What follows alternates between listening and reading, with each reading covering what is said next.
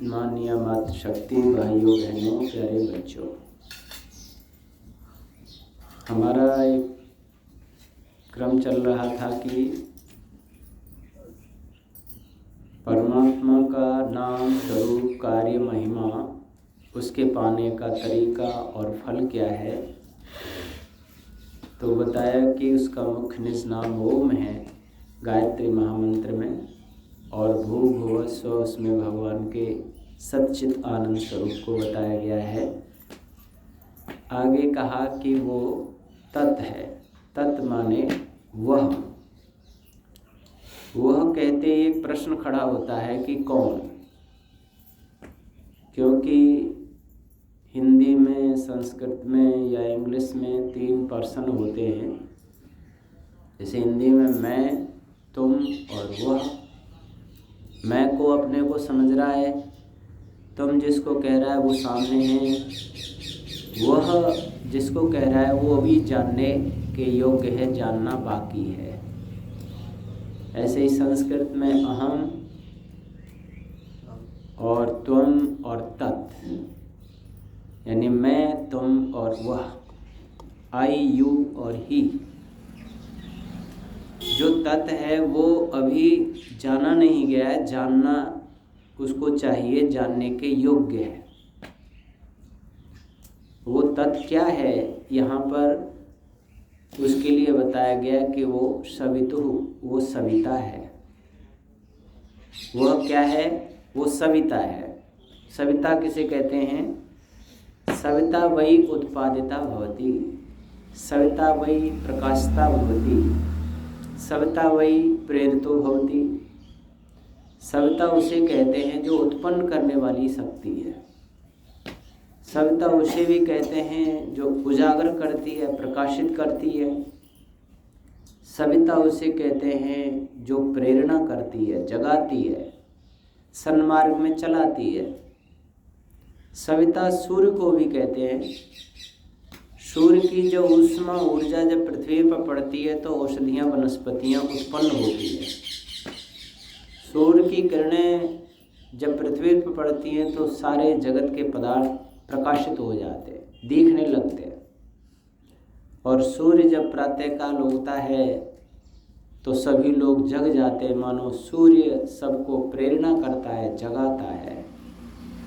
इसलिए इस गायत्री मंत्र के अंदर आए हुए सविता शब्द से लेकर लोगों ने समझा कि ये सूर्य का मंत्र है।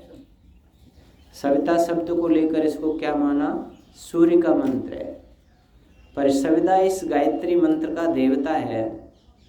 देवता उसे कहते हैं जो मंत्र का मुख्य विषय होता है। और इसमें सविता शब्द परमात्मा को कहा गया है, जो सारे जगत को उत्पन्न करता है, प्रकाशित करता है, प्रेरणा करता है। वैसे सविता माता पिता को भी कहते हैं, आचार्य को भी कहते हैं, क्योंकि माता पिता संतान उत्पन्न करते हैं। माता पिता संतान के सामने बहुत सारे ज्ञान प्रकाशित करते हैं। माता पिता अपनी संतानों को अच्छे मार्गों की प्रेरणा देते हैं। गुरु भी सविता होता है, क्योंकि गुरु भी ये 3 काम करता है। अर्थात जो भी उत्पन्न करने वाली चीज़ है, प्रकाशित करने वाली है, प्रेरणा करने वाली है, वो सविता है। लेकिन यहाँ जो सविता शब्द आया है वो परमात्मा के लिए आया है, जिसमें भगवान के कार्यों को बताया गया है। हम भगवान के नाम से ईश्वर को जानें, उसके स्वरूप से परिचित हों, फिर भगवान के कार्यों से हम ईश्वर की शक्ति सामर्थ्य को जानना चाहते हैं। तो भगवान के सृष्टि में 5 काम हैं। जगत को उत्पन्न करना, पैदा करना। एक तिनके से लेकर पृथ्वी और सूर्य पर्यंत जो कुछ भी यहाँ बना हुआ है वो सविता परमात्मा ने बनाया है। दूसरा, इसका पालन करना। कोई चीज़ उत्पन्न होती है फिर उसे टिकना होता है, उसे पालित किया जाता है। जैसे हमारे शरीर को बनाया सविता भगवान ने, फिर इसमें रस, रक्त, मांस, मज्जा आदि बना करके पालन भी सविता भगवान कर रहा है। एक बीज में अंकुर पैदा करना ये भगवान का काम है। लेकिन उसमें तना, डालियाँ, पत्ते, फूल, फल, इन सबको बनाए रखना, पालित करना भी भगवान का काम है। तो पालन करना दूसरा काम है।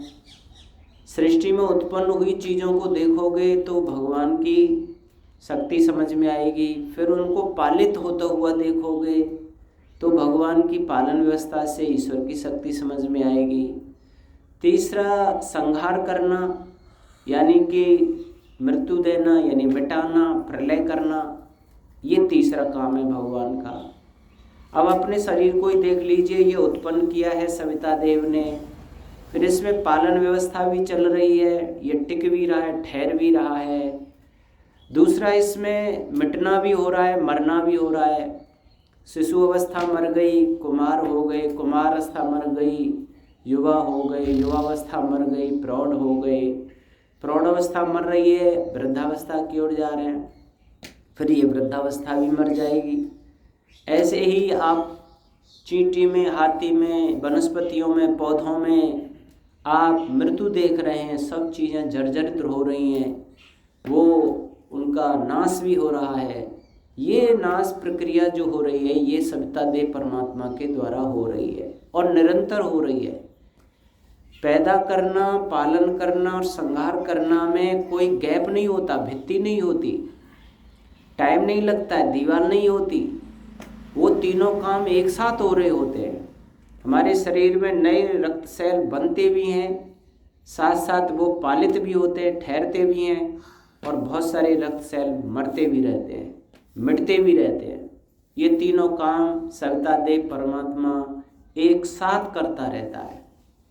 कुछ लोगों ने कल्पना की कि भाई ब्रह्मा नाम के परमात्मा ने सृष्टि बना दी, विष्णु नाम का परमात्मा पालन कर देता है और शिव शंकर नाम का ईश्वर इसको संहार कर देता है। पर ये ब्रह्मा, विष्णु, महेश या शिव शंकर एक ही परमात्मा के नाम है और वो एक ही ईश्वर इन तीनों कामों को एक साथ करता है। एक बना जाए फिर दूसरा उसको पालन करने लगे, ऐसी व्यवस्था नहीं है।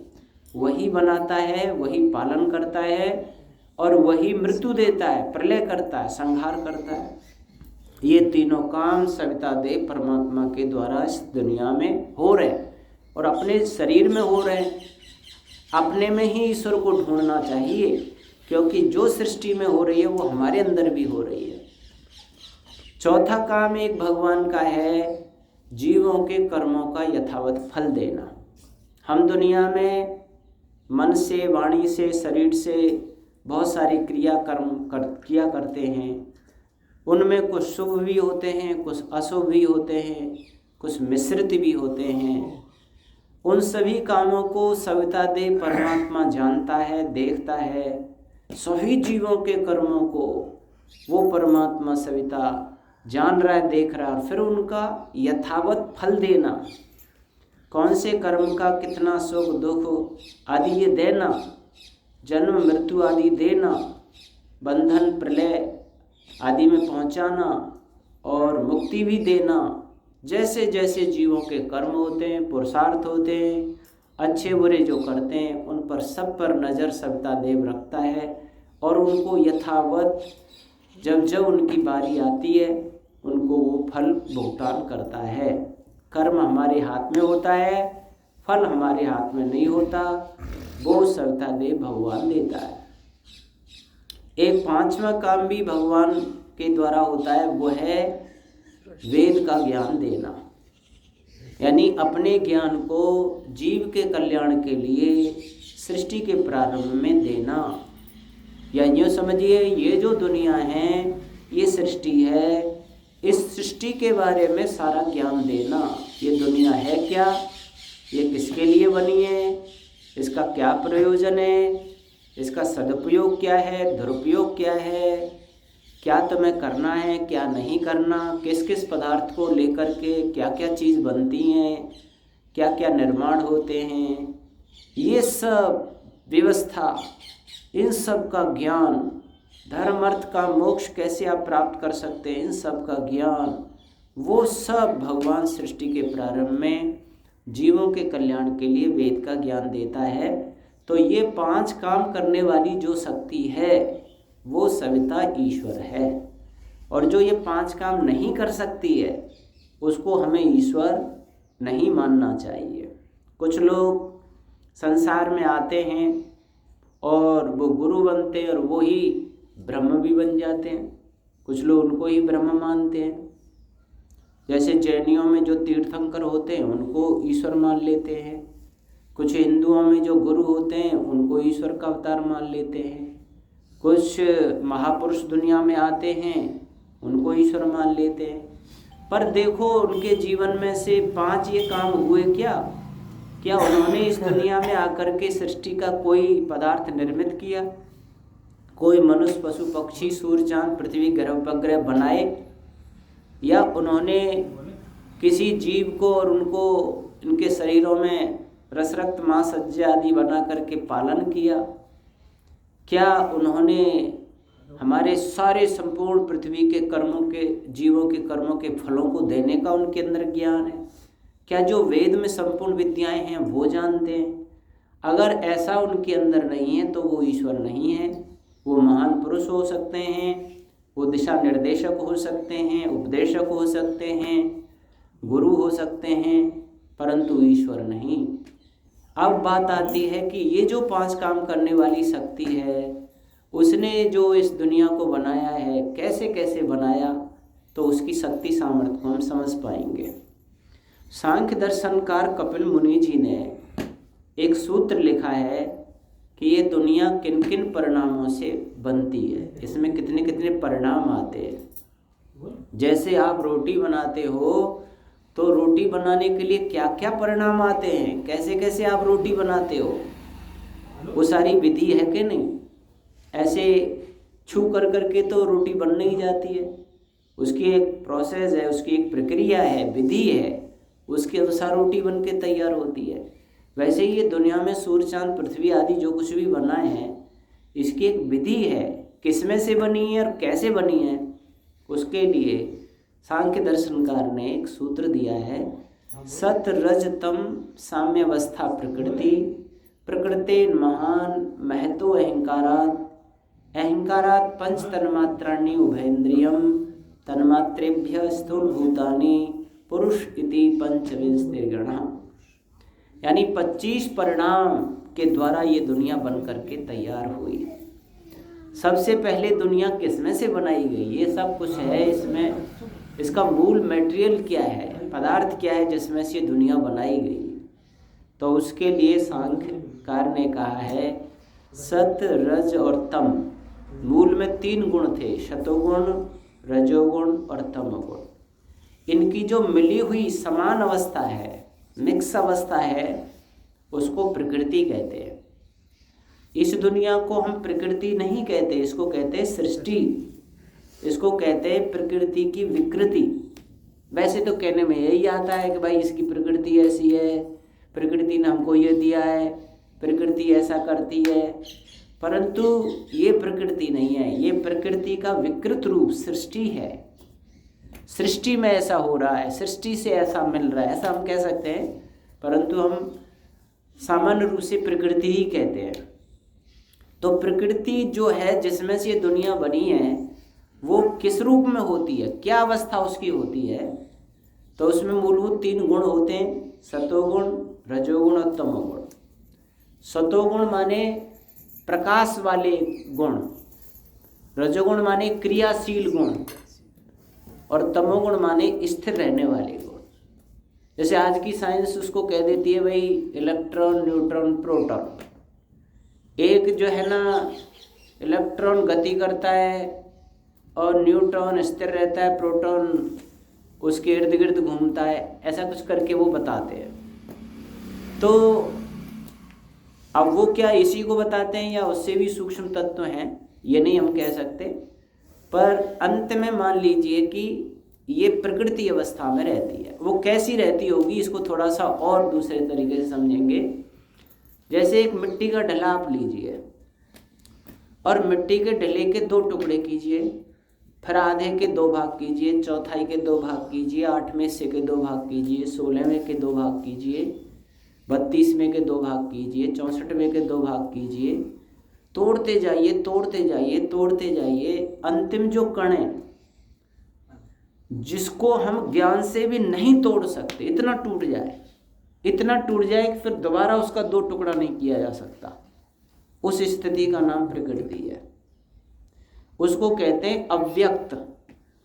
आज तो हम व्यक्त कर देते हैं, भाई ये मिट्टी का कण है, ये अग्नि का है, ये जल का है, ये पत्थर है, ये फलाना है। अवयवों के हम आकार प्रकार, थोड़ा सा मोटा, इतना पर्दी वर्दी हम बता सकते हैं, पर प्रकृति अवस्था में किसी भी कण की कोई सीमा, कोई परिधि, कोई नाप तोल नहीं बता सकते। यानी इतनी अदृश्य अव्यक्त अवस्था में वो टूटे हुए कण होते हैं, यानी घोर अंधेरा होता है। सूर्य चांद पृथ्वी ये सब इतने बिखरे हुए होते हैं, जैसे मिट्टी के ढेले को पीस के और ऐसे वायुमंडल में फेंक दो तो अब ढेला आपको दिखाई नहीं दे रहा, कहीं उसके कण भी नहीं दिखाई दे रहे, इतने घुल मिल जाते हैं, इसमें फैल जाते हैं। वैसे ये दुनिया महीन पाउडर में बिखरी हुई होती है। उस पाउडर को मतलब हम व्यक्त नहीं कर सकते, पकड़ नहीं सकते, इतने सूक्ष्म कणों में टूटा हुआ होता है। अब जब प्रकृति प्रलय अवस्था में होती है और सृष्टि का सर्वकाल प्रारंभ होता है कि 432 करोड़ वर्ष प्रलय को जब व्यतीत हो जाता है और फिर सृष्टि के सृजन का काल प्रारंभ हो जाता है, तो भगवान इच्छा अपने अंदर पैदा करते हैं कि मैं सृष्टि का सृजन करूं। इसको वेद शास्त्रों में ईक्षण नाम दिया गया है। जैसे हम लोग इच्छा करते हैं कि भाई मकान बनाएं, कि भोजन बनाएं, कि हम लोग ये वस्त्र बनाएं, जो कुछ भी हम इच्छा करते हैं पहले, फिर क्रिया में लाते हैं, फिर उस चीज़ को बनाते हैं। पहले तो इच्छा ही होती है। वैसे ही भगवान ने इच्छा की मैं दुनिया को बनाऊं, पर हमारी इच्छा में और भगवान की इच्छा में अंतर समझना चाहिए। हम मकान बनाने की इच्छा करते हैं तो इसलिए करते हैं कि भाई मकान के छत के नीचे हम रहेंगे, सर्दी गर्मी बरसात से हम बचेंगे, इसमें सुख से रहेंगे, आनंद से रहेंगे, हमारे बाल बच्चे रहेंगे, पशु पक्षी रहेंगे, अतिथि रहेंगे, बाहर से लोग आएंगे वो भी रहेंगे, उनके ठहरने के लिए भी बनाते हैं और अपनी सुख सुविधा के लिए बनाते हैं। हम भोजन बनाते हैं तो हमारी भूख शांत होगी, परिवार की भूख शांत होगी। लेकिन भगवान जो सृष्टि बनाता है वो अपने लिए नहीं बनाता कि इससे मुझे सुख सुविधा मिलेगी, वो जीवों के कल्याण के लिए बनाता है। हम सब जो जीव हैं, जितने भी आत्मा हैं इस दुनिया में, उन सब जीवों के हित और कल्याण के लिए ये दुनिया भगवान बनाता है। दूसरी बात, हमारी इच्छा का फल है ये दुनिया।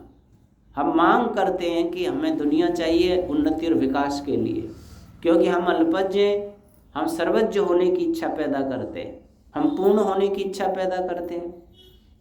तीसरी बात, हमारे कर्मों का फल है ये दुनिया। जैसे जैसे पिछले सर्ग में सृष्टि में कर्म किए हैं जीवों ने, उन कर्मों को फल रूप में भुगतान करने के लिए दुनिया भगवान बनाता है। इस दुनिया में, इस दुनिया को बनाने का जो प्रयोजन है भगवान के द्वारा, वो दो प्रयोजन है। जैसे इस यज्ञशाला को बनाने का क्या प्रयोजन है, किसी ने इस यज्ञशाला को निर्मित किया, इसका क्या प्रयोजन है? इसका प्रयोजन है कि यहाँ बैठ कर के लोग हवन करें, साथ साथ सत्संग करें, भजन गाएं, अपना अच्छा सा यज्ञ हवन प्रवचन सत्संग करें। उस प्रयोजन के लिए किसी ने इस यज्ञशाला को बनाया है। भाई इस माइक को बनाने का क्या प्रयोजन है? इसलिए प्रयोजन है कि अगर बहुत सारे लोग हैं और एक वक्ता है, उसकी छोटी आवाज़ है, तो उसको विस्तृत करके उन सबको सुनाने के लिए ये माइक बनाया है। हर चीज़ का एक प्रयोजन होता है। जो रोटी क्यों बनाई जाती है कि भाई भूख शांत करने के लिए, बुभुक्षा को मिटाने के लिए रोटी बनाई जाती है। वैसे ही सृष्टि का क्या प्रयोजन है ये देखना है, तो इसके दो प्रयोजन है। भोगा अपवर्गार्थम दृश्यम। एक तो पिछली सृष्टियों में जीवों ने जो जो कर्म किए थे अच्छे बुरे, उनका भोग भुगाने के लिए।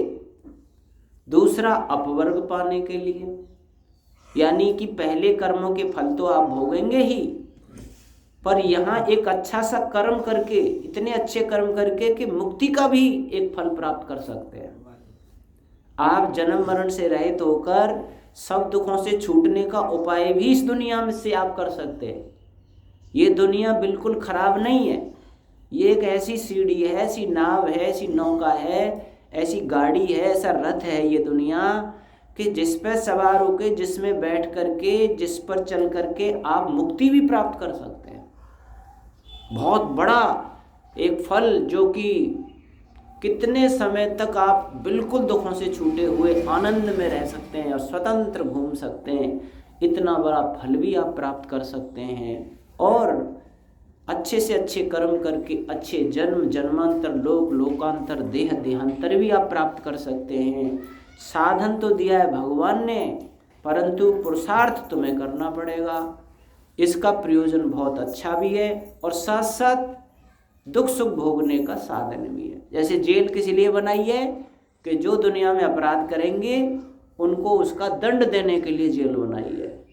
तो इसको जेल के रूप में भी समझ सकते हो और फिर जेल में छूटने का उपाय भी करना समझ सकते हो। आप अच्छे से अच्छे काम करके और इस संसार रूपी जेल से मुक्त होने का भी उपाय कर सकते हो। तो दो प्रयोजन के लिए ये दुनिया है। इसमें भोग के लिए ज़्यादा मेहनत नहीं करनी चाहिए। ये रोटी कपड़ा और मकान के लिए जो हम पूरी ज़िंदगी लगा रहे हैं, ये तो पिछले कर्मों के फल स्वरूप हमको मिलेगा ही। उसको तो भगवान देगा ही देगा। जो पहले आप कर आए हो, जो भोग तुम्हारे खाते में लिखा लाए हो आप, वो रोटी कपड़ा मकान तो भगवान देगा। जेल में जाके कोई रोटी कपड़ा मकान कमाने की थोड़ी सोचनी पड़ती है कैदियों को कि भाई कैसे रोटी मिलेगी। समय पर चाय जेलर दे देता है, समय पर भोजन दे देता है, समय पर वस्त्र दे देता है। उसे वस्त्र भी वही देता है, साबुन भी दे देता है, कंबल भी दे देता है ओढ़ने बिछाने के लिए, मकान भी बना के दे देता है, चलो इसमें रहो। उसको भोजन की और इसके जीवन के गुजारे के सोचनी नहीं पड़ती है। कैदी को क्या सोचना पड़ता है कि भाई जेल से कैसे आज़ाद हूँ, मैं जेलर की नज़र में इतना बढ़िया इंसान बन जाऊँ कि ये जेलर मुझे कहे कि भाई ये बहुत अच्छा आदमी है, चलो इस कैदी को जल्दी रिहा करो, ये तो बहुत पवित्र आदमी, ये तो अपराधी हो ही नहीं सकता, अब इसके कर्म इतने बढ़िया हो गए कि इसको जेल से जल्दी से रिहा करो। वो काम हमें दुनिया में करना है। हम उल्टे काम में लगे पड़े हैं। हम तो केवल भोजन के इंतजाम में लगे पड़े हैं, जो भोजन हमें मिलना ही है, और ज़्यादा खा भी नहीं सकते, उतना ही खाएंगे साहब। कमा के तो जा करोड़ अरब खरब तुम कमा के रख जाओ, पर खाओगे तो उतना ही जितना तुम्हारे भोग में, और जब भोग समाप्त हो जाता है नहीं तो यहाँ में एक चम्मच दूध भी ना जाता। फिर यहाँ लॉक लगा देता है भगवान, यहाँ एकदम ताला ठोक देता है। अब दूध डालो तो बाहर इधर निकल जाएगा, इधर निकल जाएगा, 2-4 दिन दूध भी ना जा सके जब भोग खत्म हो जाएगा। तो इसीलिए हमें इस संसार के वास्तविक प्रयोजन को समझना है, और फिर ये कैसे कैसे बनती है अगले प्रकरण में आपको बताएंगे। भगवान ने ये दुनिया क्यों बनाई, इसका हम सही सदुपयोग क्या कर सकते हैं, और भगवान की शक्ति को इस दुनिया को समझ करके समझ सकते हैं। इन बातों के साथ धन्यवाद। ओम शांति।